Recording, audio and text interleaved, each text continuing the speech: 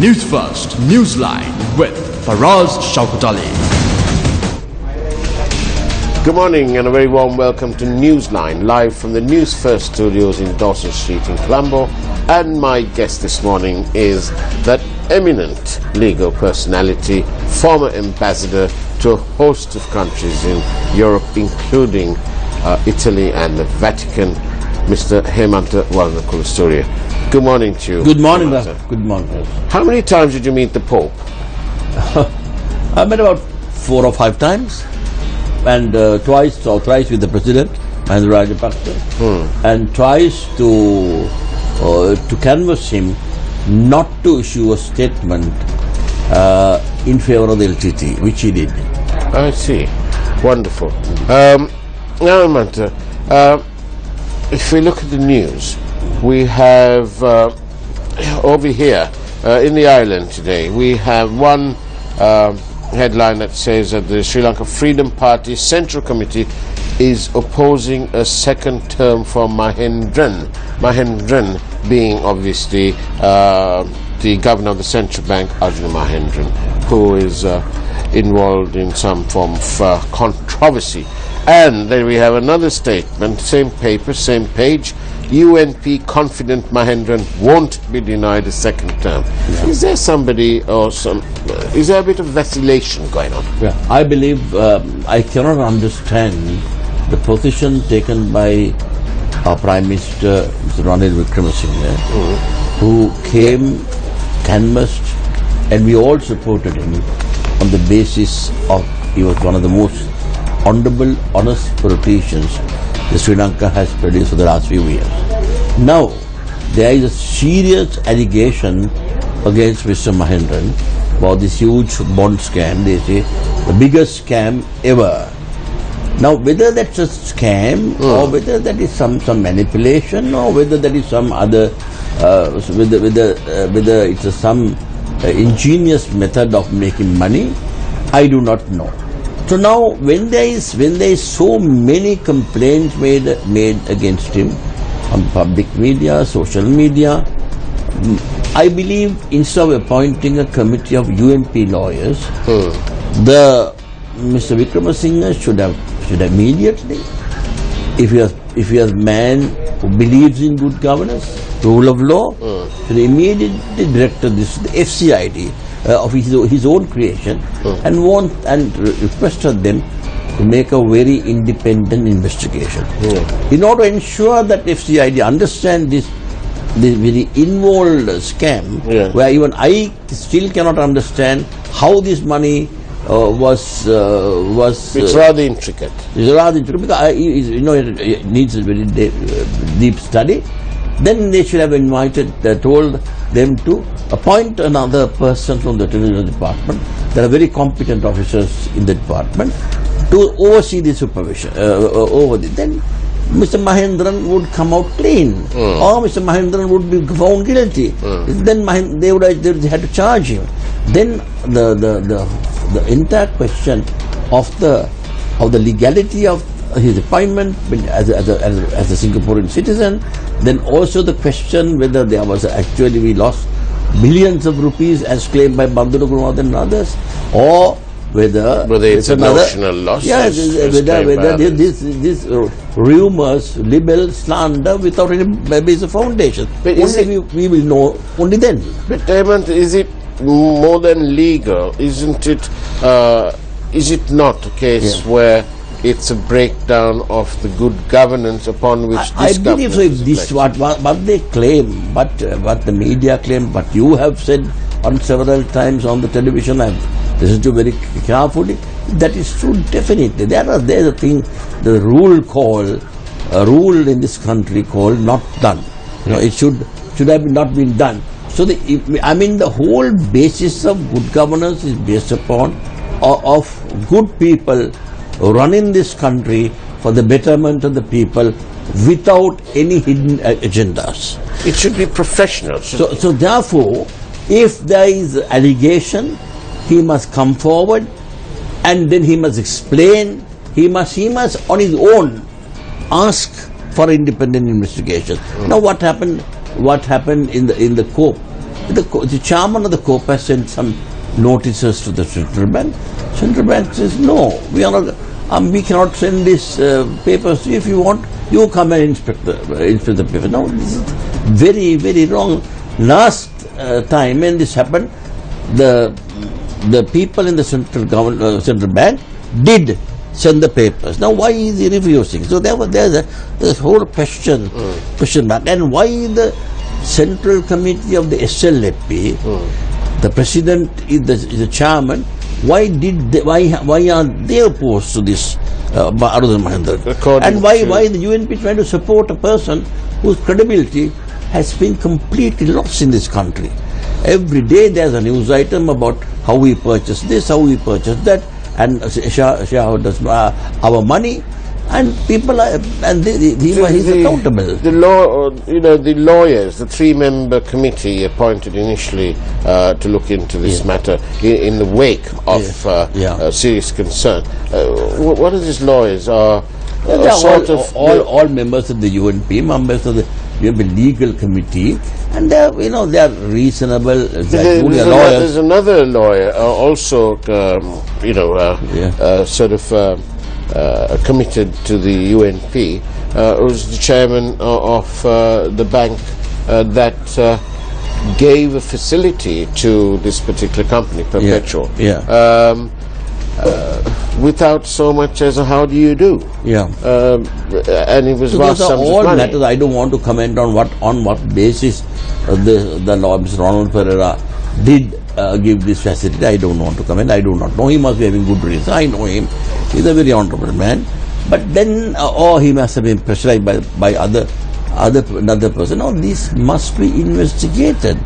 His statement. If at least to clear the air. Yeah, I believe that is good for Mr. Mahendra himself. Mr. Mahendra will come and say, look here, they investigated, the FCID investigated with the help of the Attorney General, and they found that I have not committed any wrong. Then that would help him to ensure that he continues on another term. And so therefore, I believe if you do not agree to participate in an open investigation where the public have some recourse to the information, the investigative process, then this all is shrouded, and there's a mystery around this whole scam. But what is almost unacceptable, really, it is unacceptable, not almost, it is that every time one raises this question about this particular bond and the subsequent one, and about how EPF are purchasing on the secondary market rather than as a primary dealer, in responses coming out of government ministers and deputies and other officials, is they always rely on this, well, in the past as well. Really, we are not saying that nothing, that we in the past we lived in some utopian land. But we are talking about the concern that is happening now. Yeah, absolutely. Now, about the past, what happened in the past, people have given an answer, they have gone and voted, they have defeated one of the most powerful, charismatic leaders this world has produced. I think, after Castro, I think one of the most charismatic is Mahinda Rajapaksa, who has delivered and who won the war. The people in this country believed that it's time for him to go because his administration is full of corruption. And I think the war victory was eclipsed by the rising tide. Right. No, it went because the war he won the second term. Third term they found that he should now say bye, and the people voted. Now you can't go back on now the people who came here not only should investigate the crimes that have been committed by the Rajapaksa regime, they also must must be able to accept any complaint made against them, made against their ministers. Now that is the one problem I have with the FCID. But it appears to me that the law is at times, what do they say? The law is sometimes an axe. Yeah. That's what they say. Well, The thing is, can I ask you? There's another thing going on now, where this is to do with, say, cars, the importation of cars. We've got a situation where a concessionary permit holder.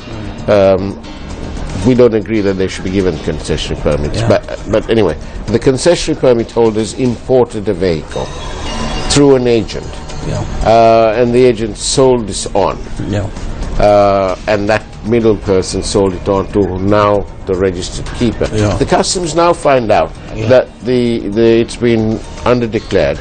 Who's liable to pay? According to the customs order, what they could do is to come and take over the possession of the vehicle, but actually they must really prosecute the importer who did not pay the correct duty. And that is how the law should operate. But here they will take the path of least resistance and take over possession of the car or the vehicle, and then force that man who has already spent millions of rupees to purchase the car to pay additional duty, which is very, very wrong. Which is very wrong. I believe that should not be the procedure. Procedure should be the person who perpetrated the crime, person who defrauded the government by not paying the duty, should be brought to court and should be asked to pay this fine. I'm going to go, thank you for that. I'm going to go back to the question of the bond, because obviously somebody from the market is sending us a message. The income and commissions derived from the buying and selling of bonds are totally free of tax and VAT. Also, there is absolutely no laws governing the bonds market in Sri Lanka. It is time the Securities and Exchange Commission be entrusted with this task as well. Also, the Treasury should impose VAT and income tax on the bonds income.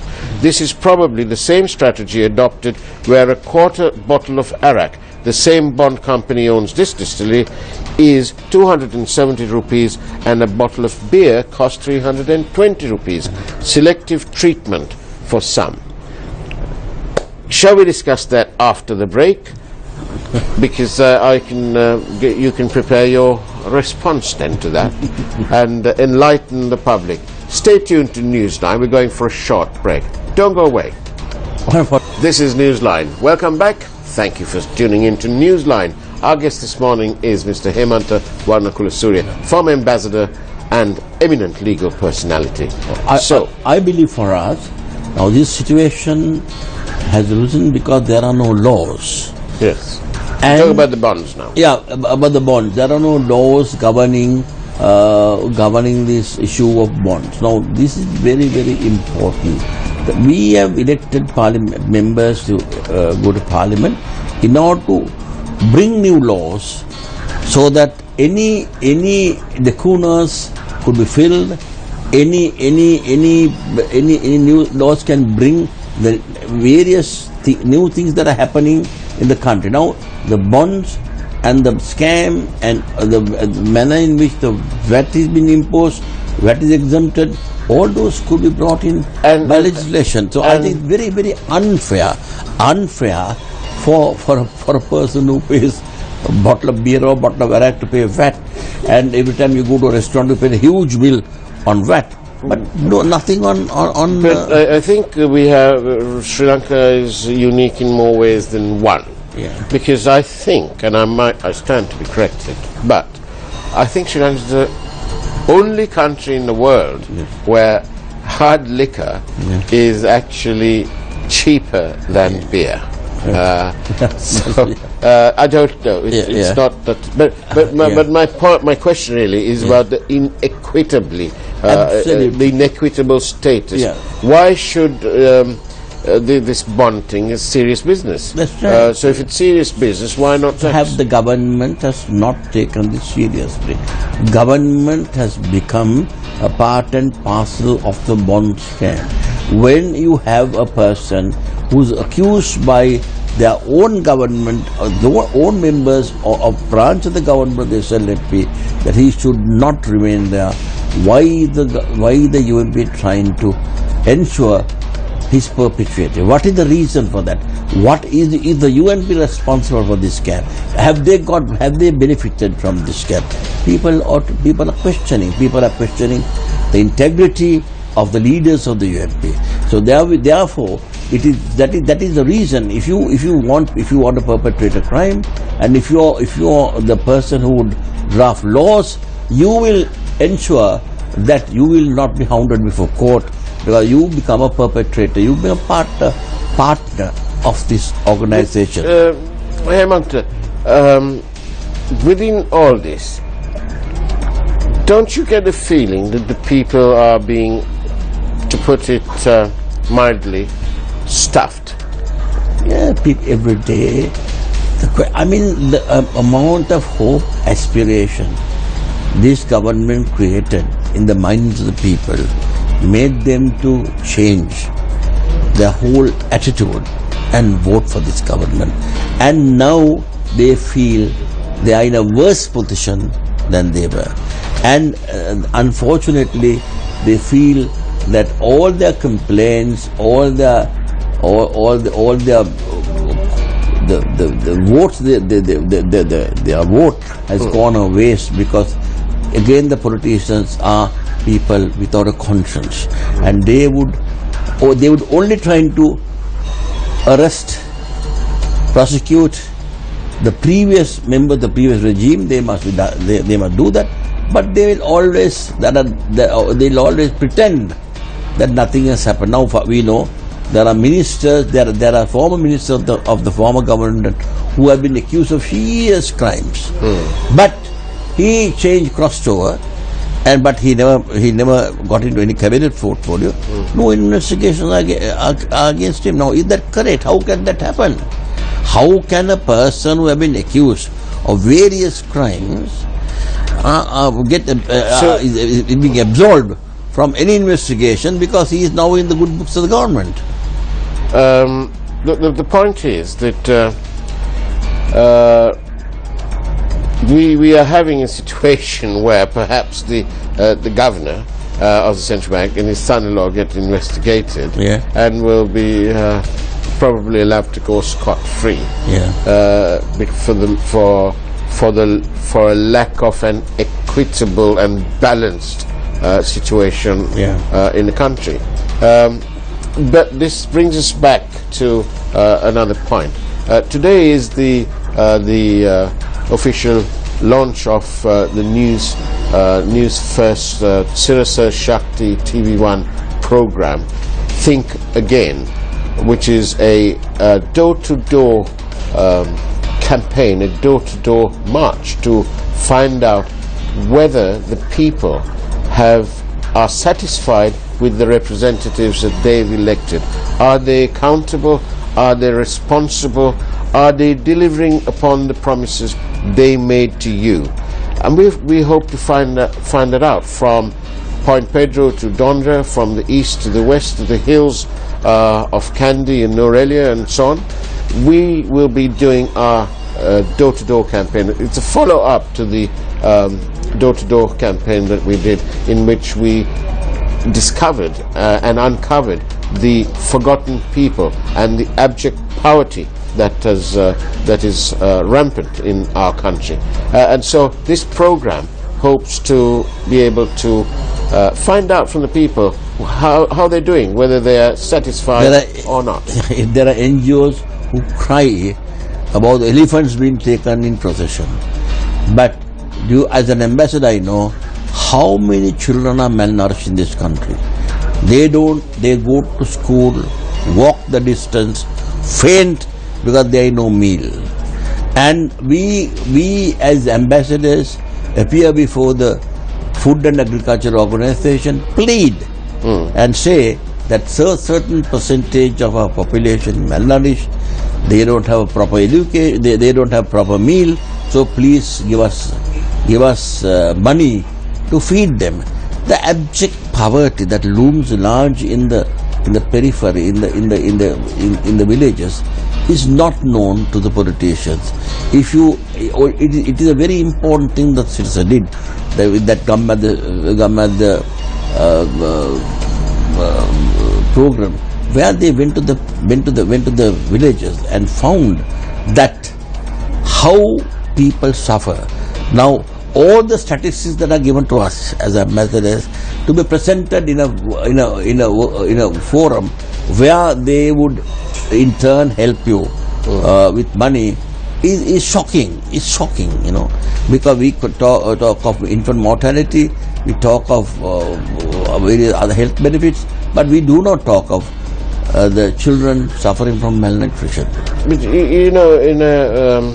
in a sort of perverse reversal of things, don't you think that the former president should have allowed the new president, should have extended him his fullest support, so that the new president could have got on with having his own government, as opposed to having to have bartered some of his principles and ideologies and so on, where we now have a situation where we are in partnership with ideologically different group, and who seems to not be paying any attention to the other side, in the sense that the bond that's a very grave mistake. Mr. Mahinda Rajapaksa thought that he is invincible, he is immune from any political pressure, he can go on forever and ever until Namal Rajapaksa becomes the suitable candidate. He never realized. What he told me is that the politicians are always running, is walking on a thin string, and you might always fall down to the precipice. He did not understand that he is surrounded with people with power who have been cronies, who have been making money from him. If he permitted Maitripala Sirisena, whom I believe, I must say, Faraz, even today, even now, I have the highest faith in him. I believe he is genuinely interested in bringing reconciliation between the communities. Why was he overlooked for being the Prime Minister? The reason was he was the only candidate who would have won, and he didn't want to hand over the reins to Maitripala Sirisena, because he was thinking that he can go on, he can be the president for life. I personally believe that if he became the president, he would eventually amend the constitution and become monarch. This whole thing has gone to his head, The king, the man, that he's thinking of Dudugamnu, Parakamabahu, and the last king, and he wants to become. He started believing in. He started believing in this fantasy, which have been grown around him by the people who want to squeeze everything from him and make money. And at the expense of... So we can't blame the others only. We had blamed the president himself. And when one of his closest friends went and told him, do not go for a third term, right? Resign gracefully, hand over the reins to someone. This is another problem. He always said, now for instance, even today in the UMP that's happening. UMP doesn't want to have a leader to succeed Ranil Wickremesinghe, because I don't know is that more what Ranil Wickremesinghe wants, or is that what his party wants? I don't know who it is, because they feel that after Jaya Jawdan handed over the reins to Rana Singh Premadasa, there was a fine leader. He was an excellent leader, but then Rana Singh, Jaya Jawdan's family felt that he was not treated the manner in which he should have been treated. So similarly, Ranil Wickremesinghe things like Mahinda Rajapaksa thing, this is UMP is something of the family concern, and it must be handed over to a member of the family. Now, this is the problem. Suddenly, Mahinda Rajapaksa became dreaming of one day he will become the king, and Namal Rajapaksa will be the Prime Minister or the President or Prime Minister, and they would carry on forever. Now, this is not, if you are a Buddhist, you can never think like that. Yeah. Because it will turn, the circle always turns, and you will be deprived of everything what you have, after some time. So similarly, what happened here was, unfortunately, that Maitripala Sirisena should have been, in fact I will tell you a small story. When Ms. Maitripala Sirisena and Mahinda Rajapaksa came to Rome, in fact I discussed this matter. He was non-committal, and I told Mr. Maitripala Sirisena, sir, the day that you become the presidential candidate, I will resign from this post and come and canvass for you. I believe. Did you do that? I wouldn't have done that, because you never. Are you satisfied with the person that you voted for? Yeah, Maitripala Sirisena, yes. I mean, you had to give him so some what about time. your member of parliament? You would have voted for some member of parliament where you live. Yeah, I voted for the member of parliament for Yaha Palne. I mean, that member of parliament, unfortunately, can never get elected because he is the Buralda constituency. One of the most decent fellows. He can never get elected because the small constituency, Buralda. Right. So are you happy with the person you cast the vote for in the end? Yeah, he's not in parliament. Right. He's not in parliament, but the power. Yeah, I'm definitely happy with the part. I'm definitely happy with Maitripala Sirisena, but I cannot say I am happy with the UNP. I see. Yeah, I believe I'm disappointed, especially, you have been responsible in exposing this scam. For example, the nation owes you, it owes a certain, grateful to you. And then, if you try to protect a criminal under any circumstances, then you become a party of criminals. I remember when there was a member of parliament was accused by the JVP having driven nails, right? The UMP tried to protect him, and he went and joined Mahinda Rajapaksa. So my position is, if you want to become a Lee Kuan Yew, then you must be able to arrest your most faithful minister if there's an allegation of corruption, like what Lee Kuan Yew did in Singapore. Do you think Sri Lanka is a long way off from that?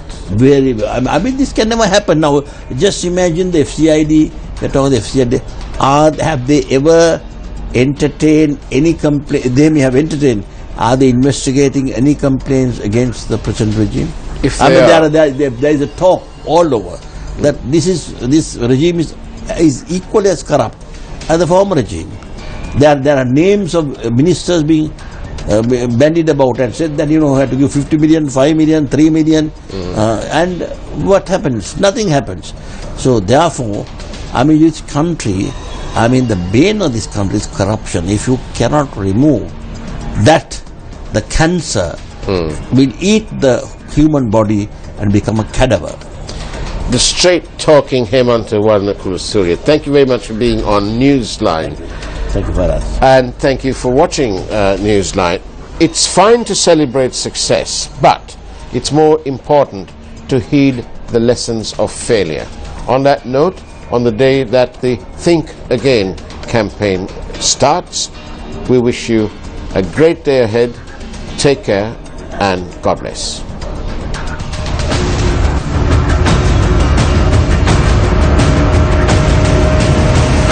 Newsfirst, Newsline with Faraz Shaukat Ali.